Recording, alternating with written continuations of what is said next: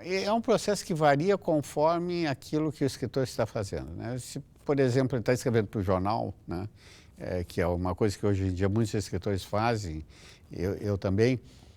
Então aí realmente o método de criação consiste em ver o que está acontecendo, selecionar um tema, escrever sobre ele, aí a maneira naturalmente vai variar. Na área de ficção é diferente, né? Aí o processo de criação ele pode ser desencadeado por alguma história que o escritor ouviu, por alguma pessoa que ele conheceu, por um trecho da história do Brasil ou da história mundial, por um outro livro de um outro autor, né? Ou simplesmente a ideia pode ocorrer de repente, né? Isso é o que se chama de inspiração. Não é algo que vem de fora para dentro, obviamente, né? As ideias para a criação literária já estão na cabeça do escritor. Só que elas estão naquele compartimento da nossa mente, né? Que se chama de inconsciente, e é difícil acessá-las, né? Voluntariamente, né?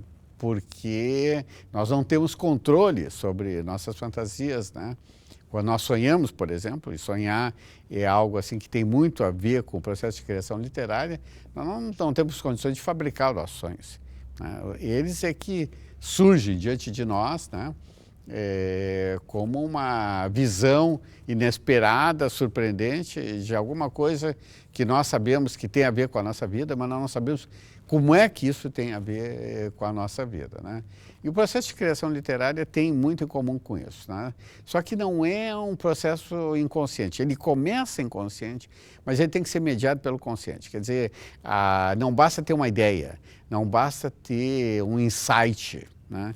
É preciso transformar essa ideia, esse insight, né, num texto literário, e isso exige o domínio da palavra escrita, que é uma coisa que a gente só vai adquirindo ao longo do tempo, né? Quer dizer, a escritor não é só uma pessoa que tem boas ideias, né? Escritor é uma pessoa que sabe, que tem boas ideias e sabe transformar essas boas ideias numa história, né? E isso é uma coisa que exige, antes de mais nada, um bom domínio do idioma. Escritor é uma pessoa familiarizada com as palavras, né? Que busca, às vezes até obsessivamente, a palavra certa para dizer aquilo que ele quer dizer, né? E é um processo longo, né? Que inevitavelmente começa com a leitura. Quer dizer, com outros escritores a gente aprende a usar as palavras, né? E alguns desses escritores vão nos influenciar mais, outros menos, né? Há verdadeiras famílias literárias, afinidades literárias que fazem com que um escritor goste mais do escritor A, B ou C e seja absolutamente indiferente a outros escritores e a gente não sabe exatamente por quê.